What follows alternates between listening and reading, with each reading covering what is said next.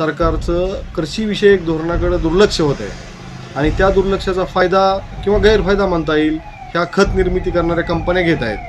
ह्याचं कारण असं आहे की खत निर्मिती करणारी कंपनी वर्षामध्ये 2-3 वेळेस प्रत्येक खताची किंमत कमी जास्त करते। मग त्यामध्ये सरकारचं काय त्यांच्याकडं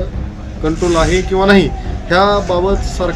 दुकानदारच सोडा तरी सर्वसामान्य शेतकऱ्याच्या मनात सुद्धा एक शंका निर्माण होती की काल मी 1100 रुपयाला घेऊन गेलेलं पोतं पुढच्या वेळेस न्यायला आलो की 1500 रुपयाला होत आहे आणि 1500 रुपयाला घेऊन गेलेलं पोतं लगेच दुकानदार पुढच्या 15 दिवसांमध्ये 1450 रुपयाला देतोय आणि ह्या कुठंतरी अनिश्चिततेमुळं शेतकऱ्यांमध्ये दुकानदाराच्या बाबतीमध्ये गैरसमज निर्माण होत आहेत आणि ते गैरसमज कमी करण्यासाठी आम्हाला दिवस शेतकऱ्याबरोबर कन्व्हिन्सिंग करावं लागतं।